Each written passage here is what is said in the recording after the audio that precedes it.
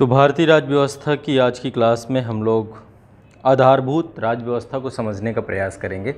सबसे इम्पॉर्टेंट चीज़ होती है किसी भी सब्जेक्ट को शुरू करने से पहले उस सब्जेक्ट की क्या कीमत है, वैल्यू क्या है ना। एग्ज़ामिनेशन में उसकी क्या वैल्यू है, इसको एक बार समझने का प्रयास करेंगे। और दूसरा, उसको पढ़ने का सही तरीका क्या है। देखिए, सब्जेक्ट वाइज थोड़ा सा स्ट्रेटजी चेंज होती है। जो हमारे सब्जेक्ट होते हैं, सब्जेक्ट वाइज चीज़ों को हमें थोड़ा सा मैनेज करके चलना होता है।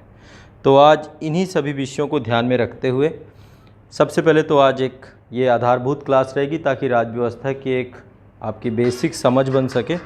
तो हमारे साथ बहुत सारे बच्चे हैं जो लाइव भी हैं। आप लोग के जो प्रश्न होंगे मैं सभी के प्रश्नों को लूँगा, ठीक है। और जो भी आप लोग के इशू होंगे लास्ट में हम लोग एक टाइम डिसाइड करेंगे जिसमें हम लोग लास्ट में क्वेश्चन पूछेंगे इस चीज़ को लेकर के,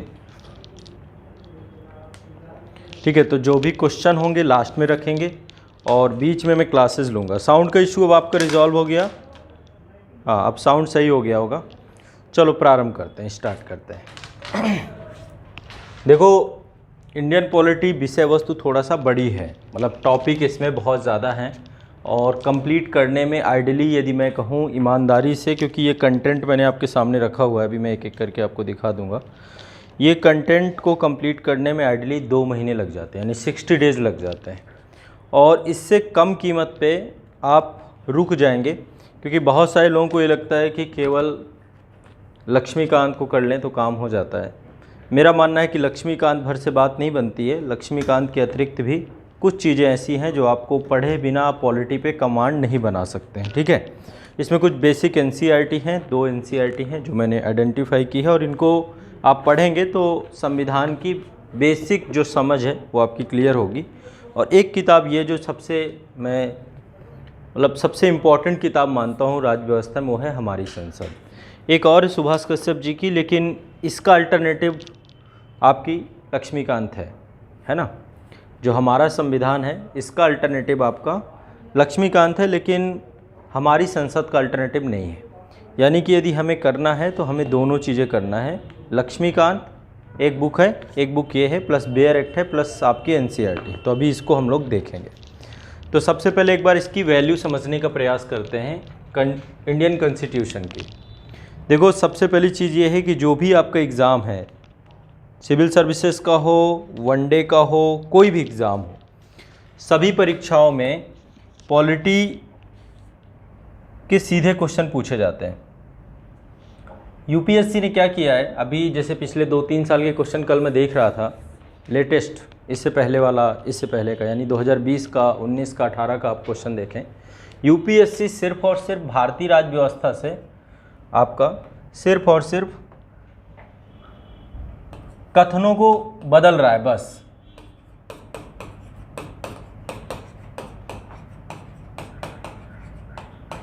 दो चीज़ें कर रहा है। कंटेंट वही है जो इसमें दिया गया है, बस कथन के साथ खेल रहा है। कुछ कथन 1-2 ऐसे जोड़ दे रहा है जिसके साथ चीज़ें डिस्टर्ब हो जा रही हैं। और दूसरा काम जो इसका है वो है करंट से जुड़ी हुई चीज़ों को भी कथनों के साथ डाल देना, है ना। यानी यूपीएससी में सबसे चीज़ें हो रही हैं कि कोई पर्टिकुलर टॉपिक यदि उठाया जा रहा है पॉलिटी से, तो उस पॉलिटी के टॉपिक में यदि 4 कथन हैं आपके, तो 4 कथन में से 2 या 3 कथन आपके वो थ्योरी से डाल रहे हैं जो कि कॉन्स्टिट्यूशन से सीधा सीधा जुड़ा हुआ है। 1-2 कथन आपके करंट से जुड़े हुए टॉपिक डाल दे रहे हैं। और यदि आप करंट में गड़बड़ हो गए तो कहीं ना कहीं पे आपका हो सकता है कि ये कथन कंफ्यूज हो जाए, आप आंसर ना निकाल पाएँ।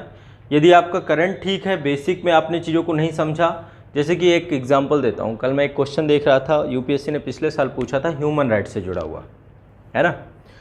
भारतीय संविधान में कई सारी चीज़ें हैं, जैसे आपका फंडामेंटल राइट है, आपका डीपीएसपी है, नीति निर्देशक तत्व है, और फंडामेंटल ड्यूटी है, ठीक है। ये 3 चीज़ें हैं। और प्रस्तावना हो गया आपकी चौथी चीज़। क्वेश्चन पूछा गया था कि निम्नलिखित में से कौन से भारतीय संविधान के तत्व हैं जो कि मानवाधिकार से जुड़े हुए हैं, ठीक है। बहुत सिंपल क्वेश्चन है। निम्नलिखित में से कौन से तत्व हैं जो कि भारतीय संविधान में हैं और मानवाधिकार से जुड़े हुए हैं। एग्जाम्पल के तौर पे आपका मौलिक अधिकार, नीति निर्देशक तत्व, मौलिक कर्तव्य या उपरोक्त में से सभी। अब ये बहुत बेसिक क्वेश्चन है, अब इसमें आप लोग कंफ्यूज हो जाओगे। बहुत सारे लोग हैं उपरोक्त में से सभी लगा देते हैं।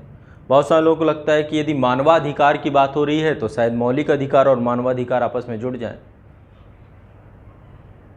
बताइए क्या हो सकता है। बहुत सारे लोगों को लगता है कि मौलिक कर्तव्य भी मानवाधिकार के साथ जुड़ जाते हैं, जो डीपीएसपी होगा। मानवाधिकार क्या है?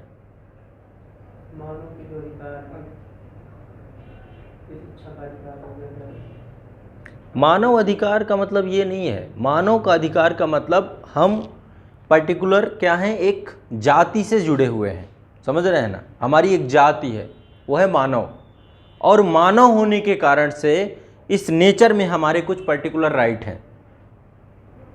क्यों? क्योंकि ये सबसे इंटेलिजेंस जाति है। तो इसमें पहले जैसे पहले का जो टाइम पीरियड था आपका मध्यकाल का, उसमें जो दास प्रथा से लेकर के मानवीय शोषण को लेकर के कई सारी प्रक्रियाएं थी, उन सब चीज़ों को ख़त्म करने का प्रयास किया गया यूनाइटेड नेशन के द्वारा, समझ रहे हैं।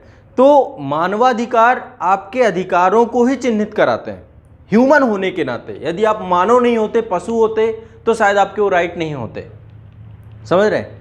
फंडामेंटल राइट तो आपके बेसिक राइट हैं जो आपके संविधान ने दिए हैं, और मानवाधिकार आपके मानव होने के कारण से आपको अधिकार मिला है। यदि आप मानव नहीं होते तो शायद वो अधिकार आपको नहीं मिलते, समझ रहे हैं। अब यहाँ पे एक चीज़ देखो, क्वेश्चन आपका बहुत आसान है कि भारतीय संविधान में कौन से तत्व ऐसे हैं जो कि मानवाधिकार से प्रभावित हैं। अब उनमें से मौलिक अधिकार आपको लग रहा होगा, बिल्कुल है, मौलिक अधिकार और मानवाधिकार में कोई बहुत बड़ा अंतर नहीं है। दूसरा है राज्य के नीति निर्देशक तत्व। नीति निर्देशक तत्व भी मानव अधिकारों को या देश के नागरिकों को बेहतर करने के लिए बनाए गए हैं, है ना। यानी वो भी कहीं ना कहीं पे मानवाधिकारों को ही बढ़ावा कर देंगे, बढ़ावा प्रेषित करने का प्रयास करेंगे। और तीसरा जो आपका फंडामेंटल ड्यूटी है, मौलिक कर्तव्य है, वो किसके लिए है? वो किसके लिए है? फंडामेंटल ड्यूटी ये बताया जो आपको अपने देश के लिए, अपने राष्ट्र के लिए क्या करना है, क्या करना चाहिए, है ना। आपको देश के संविधान को मानना है, देश के राष्ट्रीय प्रतीकों को मानना है, राष्ट्रीय स्मारकों को मानना है, स्वतंत्रता संग्राम से जुड़े हुए लोगों को मानना है। ये है आपका फंडामेंटल ड्यूटी या फंडामेंटल मौलिक कर्तव्य। अब ये बताओ इसका क्या लेना देना है मौलिक मानवाधिकारों से? है कोई मानवाधिकारों से इसका लेना देना? अब आपका यही कंफ्यूजन है, वो बहुत छोटी छोटी बारीक बारीक चीज़ें दे रहा है यूपीएससी। अब यदि आप थोड़ा सा देखो, मैं एक चीज़ बताता हूँ आपको, ये चीज़ मैं काफ़ी लंबे समय से सबको कह रहा हूँ। यूपीएससी या पीसीएस सिर्फ नॉलेज का खेल नहीं है। इस एग्ज़ाम को नॉलेज से नहीं निकाला जा सकता, इस बात को समझना पड़ेगा। और ये समझते समझते 5-6 अटेम्प्ट लग भी जाते हैं। ये नॉलेज का गेम है ही नहीं। जितने भी आपकी पीसीएस के द्वारा और आईएएस के द्वारा आयोजित होने वाली परीक्षाएं हैं, यदि आप सोचें कि आप नॉलेज के दम पे इसको निकाल लेंगे, कोई नहीं निकाल पाएगा। बहुत सारे लोग हैं खूब नॉलेज लेके बैठे हुए हैं, कुछ नहीं होता उनका। मेरा जो अभी तक का अनुभव रहा है, या मैंने जितने लोगों को सफल होते हुए देखा है, जितने लोगों से रूबरू हुआ हूँ, सिर्फ एक चीज़ समझ में आई है जो इस एग्ज़ाम को क्वालिफाई कराने में आपको मदद करती है। नॉलेज तो देखो करेगा ही, जब तक आप पढ़े नहीं होंगे तब तक आपको चीज़ें मिलेंगी नहीं। लेकिन उसके साथ जो सबसे इम्पॉर्टेंट बेसिक चीज़ है वो है आपका आत्मविश्वास, कॉन्फिडेंस। यदि आपके अंदर आत्मविश्वास नहीं है, मान लीजिए आपने ये पुस्तक पढ़ ली और इस पुस्तक को पढ़ने के बाद आपने आत्मविश्वास डेवलप नहीं किया, आपको एक कॉन्फिडेंस नहीं आया, तो आपका सिलेक्शन नहीं होगा। मैं लिख के दे सकता हूँ, आप कहीं ना कहीं पे जाके रुक जाओगे। पढ़ने के बाद जो आपका लैक ऑफ कॉन्फिडेंस है ना, ये आपको खा जाता है यूपीएससी में। अभी एग्ज़ाम है, बच्चे पागलों की तरह लगे हुए हैं, पागलों की तरह पढ़ रहे हैं। अभी हो सकता है आज आपके अंदर कॉन्फिडेंस बहुत ज़्यादा हो कि आपका सब कुछ चल रहा है। अब कॉन्फिडेंस कैसे बनता बिगड़ता है, जब तक इस गेम को, इस रूल को नहीं समझेंगे तब तक हम बहुत पीछे खड़े होंगे। चीज़ें हमारे समझ में होते हुए भी हमारी समझ से परे होंगी, क्योंकि कोई नहीं समझाता इस चीज़ को कि कॉन्फिडेंस कैसे डेवलप होता है। मुझे बताइए कॉन्फिडेंस कैसे आपका बनता बिगड़ता है? कभी ऑब्जर्व किया है इस चीज़ को? ऑब्जर्व किया है? कई बार होता है हम कम पढ़ते हैं लेकिन कॉन्फिडेंस ज़्यादा होता है, कई बार बहुत ज़्यादा पढ़ते हैं लेकिन कॉन्फिडेंस कम ज़्यादा होता है। इस चीज़ को हमें समझना पड़ेगा। जब तक हम कॉन्फिडेंस फैक्टर को नहीं समझेंगे, ये एग्ज़ाम हमारे हाथ से बाहर ही पड़ा रहेगा। आपका कॉन्फिडेंस कैसे ऊपर नीचे उतरता है, इस चीज़ को थोड़ा सा सोचो, बताना चाहो। आप लोग जितने भी ऑनलाइन में हैं, आप लोग भी इस चीज़ को लेकर के मुझे आप अपने विचार रख सकते हैं।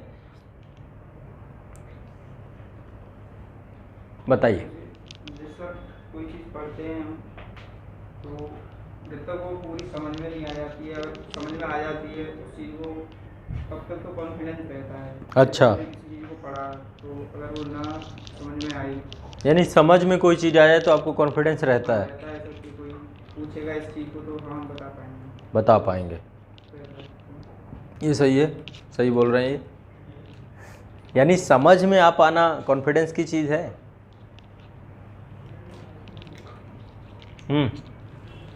सोचा है कभी इस चीज़ को लेके? अब ये चीज़ हम सोचते नहीं है, हमें ये लगता है कि बस हमने पढ़ा नहीं।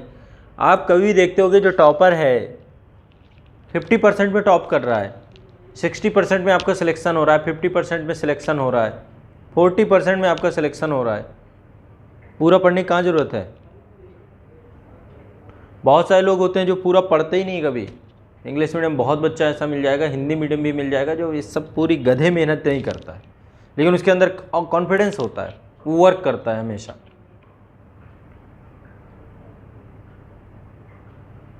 कॉन्फिडेंस कैसे आता, कैसे? कॉन्फिडेंस का इस्तेमाल स्टडी करें, जैसे सिलेबस के अनुसार पढ़ो सर, इधर उधर ना भटको, उससे आ जाएगा कॉन्फिडेंस। ज़्यादा कंटेंट के पीछे होगे सर, बोझ बढ़ता जाएगा, फिर टाइम ऐसा आएगा कि कुछ पढ़ा ही नहीं, फिर लगेगा कि आज जैसे हम पूरा दिन ना पढ़ें फिर भी कॉन्फिडेंस रहे हम में, ऐसा कुछ है मेथड? पूरा दिन आप पढ़ें और कॉन्फिडेंस नहीं है, और पूरा दिन मैं ना पढूं फिर भी कॉन्फिडेंस रहे मुझ में एग्ज़ाम क्रैक करने का, ऐसी कौन सी दवा है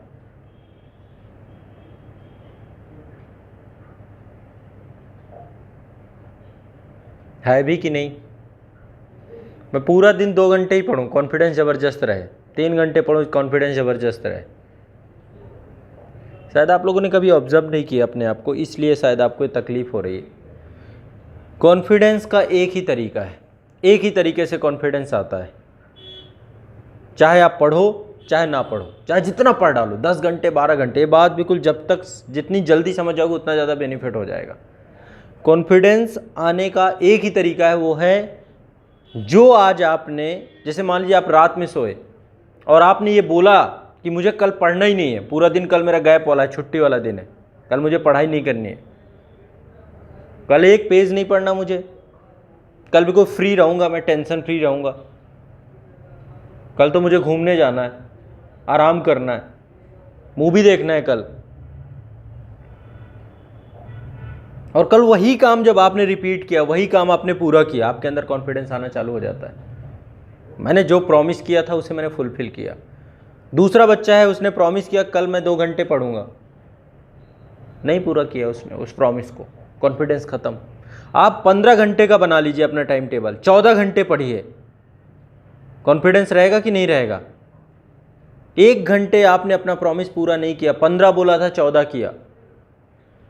ये पूरा गेम कॉन्फिडेंस का है, ना कि आपके पढ़ने का। इस चीज़ को जितनी जल्दी समझ लेंगे, यानी कि आप जो अपने साथ प्रॉमिस कर रहे हैं, यदि आप उन्हें फुलफिल कर ले रहे हैं, उन्हें पूरा कर ले रहे हैं, तो फ़ायदा है। और यदि आप उन प्रॉमिसेस को पूरा नहीं कर पा रहे हैं तो कुछ नहीं होने वाला आपका। आप बस इसी तरीके से परेशान रहोगे मेंटली, और आप अपने आप को टॉर्चर करते रहोगे। तो हमें करना क्या है? कॉन्फिडेंस को बना के रखना है। कैसे बनाओगे कॉन्फिडेंस? जो प्रॉमिस करोगे, प्रॉमिस ही मत करो, कॉन्फिडेंस बना रहेगा। समझ रहे मेरी बात? नहीं समझ पा रहे हो? पढ़ने का खेल है ही नहीं ये एग्ज़ाम। ये सिर्फ और सिर्फ, अभी क्या हो रहा है, बहुत सारे लोग, अभी ईपीएफओ का एग्ज़ाम था आपका सितंबर में, लोग लगभग मेरे पास है टोटल 1200 के आसपास स्टूडेंट हैं जो इस बार दे रहे हैं। उनमें से 1200 में लगभग 350 ने ईपीएफओ का एग्ज़ाम दे दिया। मैंने मना किया था कि भाई यदि यूपीएससी दे रहे हो तो फिर आप इन चीज़ों में ना पढ़ो, क्योंकि ईपीएफओ का पैटर्न बिल्कुल अलग है। उसमें बहुत सारी चीज़ें हैं, लेबर लॉज भी आ रहा है, इंडस्ट्रियल चीज़ें भी आ रही हैं, बहुत सारी चीज़ें पूछी जा रही हैं, लेकिन अब आप लोग मानते नहीं हो। एग्ज़ाम सर पे, आप तैयारी आईएएस की कर रहे हो, एग्ज़ाम ईपीएफओ का देने जा रहे हो, क्यों? लालच है, शायद उधर नहीं हुआ तो, वो डर है शायद उधर नहीं हुआ तो। अब उनके साथ हुआ क्या है, पेपर बहुत सारे लोग बोल रहे हैं इजी आया था, बहुत सारे लोग रहे कठिन आया था। मेरा हमेशा मानना ये होता है कि पेपर आपको आता है तो आपके लिए ईजी है, आपको नहीं आता तो वही सिंपल सी चीज़ आपको कठिन लगेगी। अब पेपर में बहुत सारे बच्चों के मार्क्स भी ठीक ठाक है, लेकिन उनका कॉन्फिडेंस ख़त्म हो गया एक पेपर देने के बाद। बहुत सारे लोग मॉक टेस्ट देते हैं, मॉक टेस्ट के बाद जब देखते हैं यार यहाँ पे तो मेरा बन ही नहीं रहा। आप एग्ज़ाम के पहले 10 दिन पहले मॉक टेस्ट दे दीजिए, आपको पता चल जाएगा आपका कॉन्फिडेंस कहाँ से कहाँ गिर जाएगा यदि आपने आंसर की चेक कर ली तो। जबकि वो पेपर आना ही नहीं, वहाँ पे जो आना है हो सकता है बहुत आसान हो।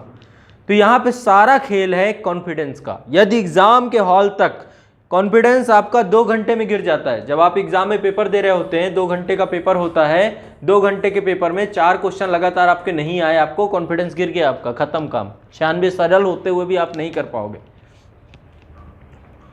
तो यानी ये एग्जाम गेम किस चीज का है आपका, इस चीज को समझना बहुत जरूरी है।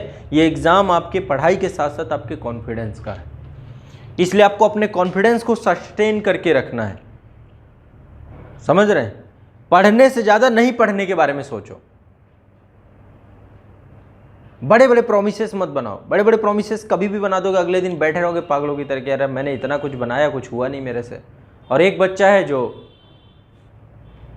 तो पहले इस एग्जाम की प्रकृति को समझो, इसके गेम को समझो कि कर क्या रहा है आपके साथ, किस तरीके से आपके साथ खेल रहा है, और इस खेल में आप कैसे फंसे पड़े हो।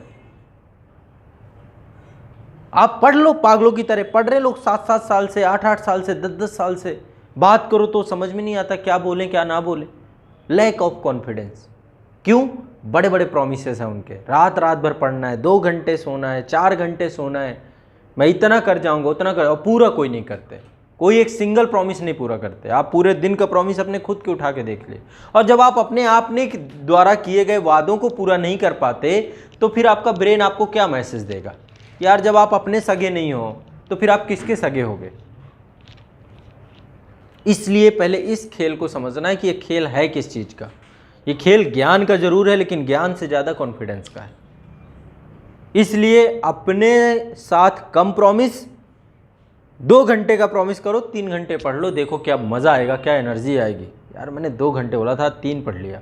15 घंटे का बोल के 14 पढ़ोगे, बुद्धि खराब हो जाएगी। ये लगेगा यार 15 बोला था, जबकि पढ़ा 3 से ज़्यादा ही आपने, 14 पढ़ गए।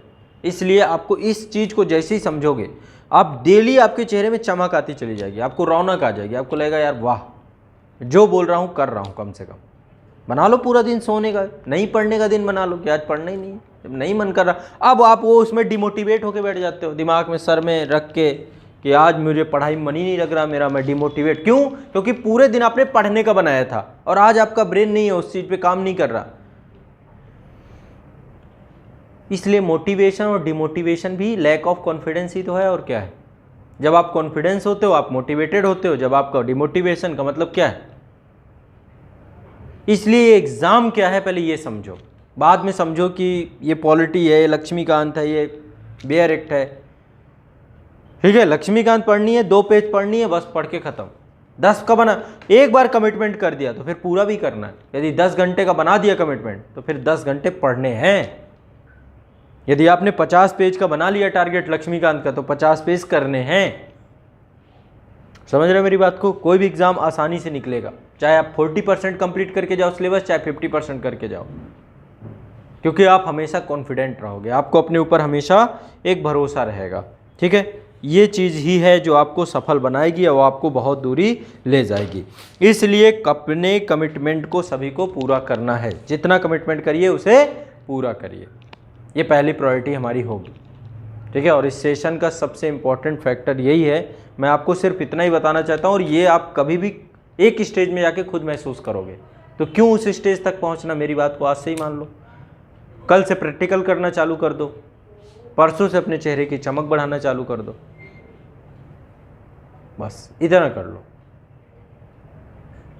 समझ गए कि नहीं समझ गए? हाँ, बहुत बड़ी चीज़ नहीं समझने की, छोटी चीज़ है। छोटा बोलना है, उसे पूरा करना है। छोटा वादा करना है, पूरा करना है। छोटा वादा करना है, पूरा करना है, बस इनफ है। यूपीएससी आपके चरणों में आके ना बैठ जाए तो बता देना।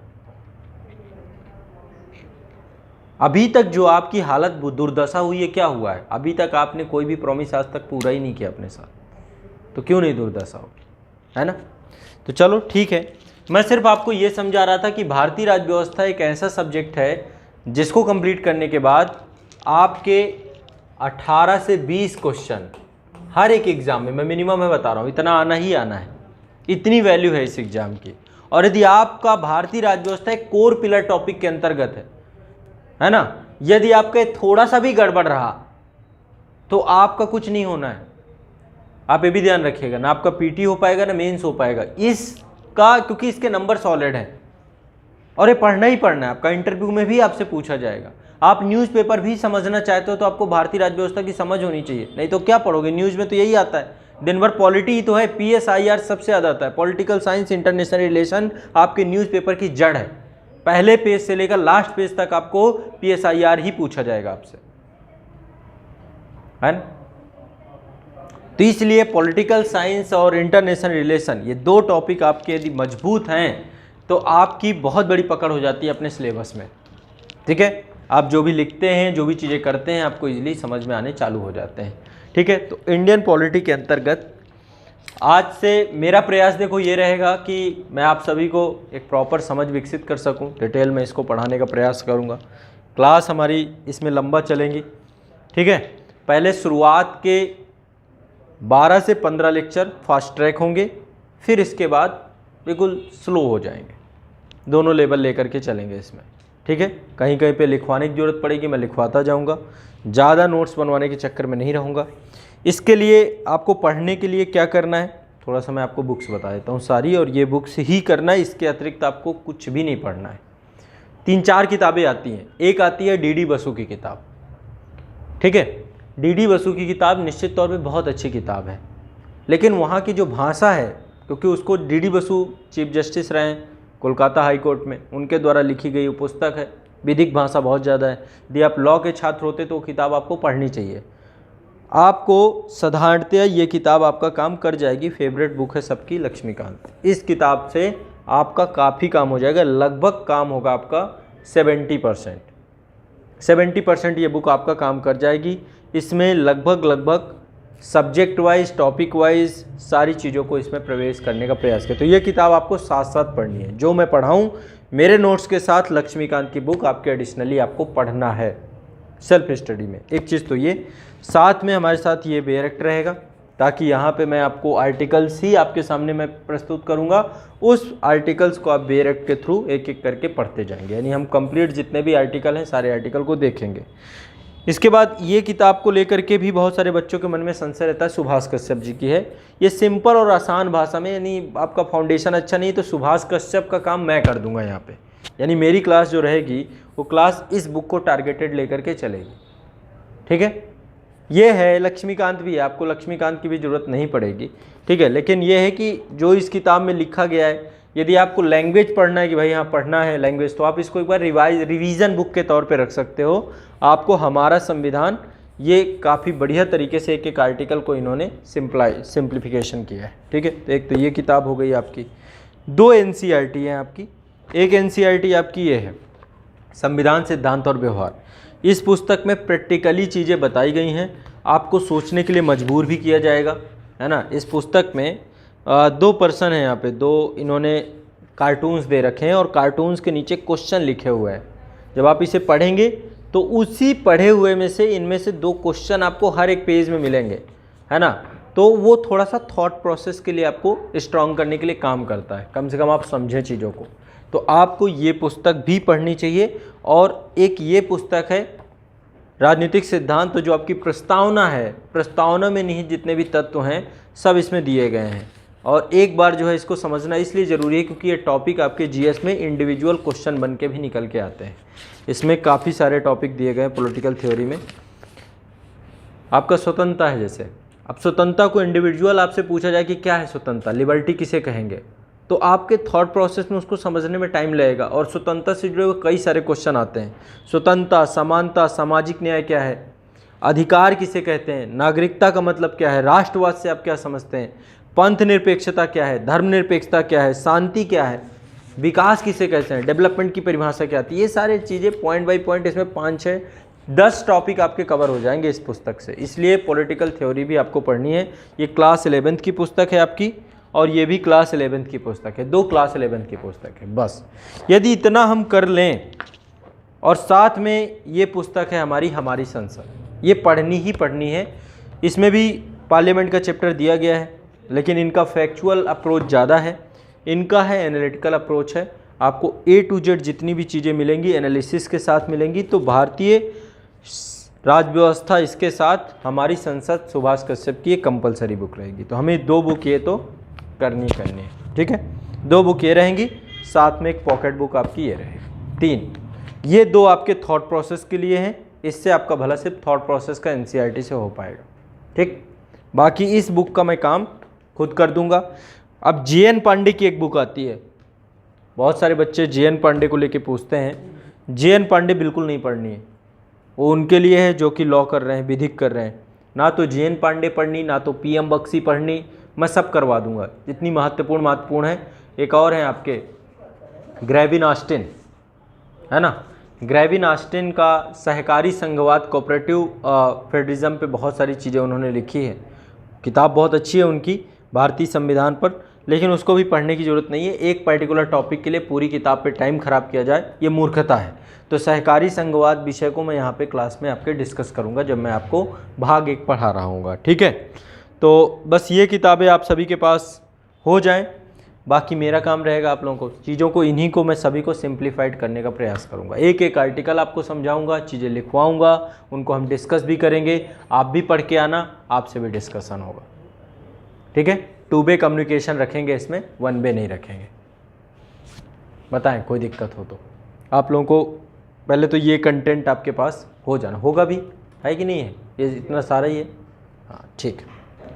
ये NCERT पढ़ ली हैं कि नहीं पढ़ी हैं अभी तक? पढ़ी हैं, दोनों हो गई हैं।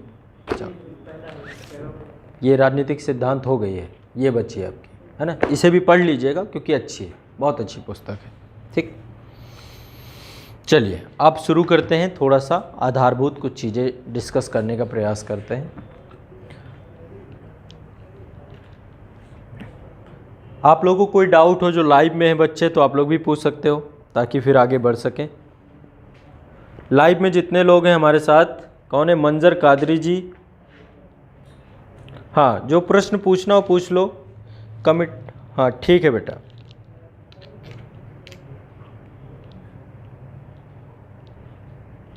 प्रमोद जी हैं क्या यहाँ पे क्लास में?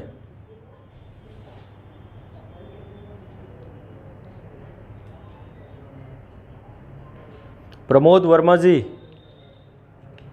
आज छुट्टी में हैं आप? चलिए, किसी को कोई दिक्कत नहीं है अभी तक में?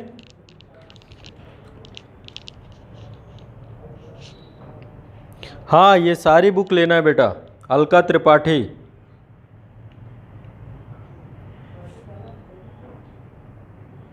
दो बुक बेटा, ये सारी जितनी मैंने आपको बताई, मिनिमम आपके पास ये सारी बुक होनी चाहिए। चलो फिर बेसिक करते हैं, फंडामेंटल आप लोगों को आज बैठना ही है, आज मैं कुछ लिखवाऊंगा नहीं, ठीक है। स्टार्ट करते हैं।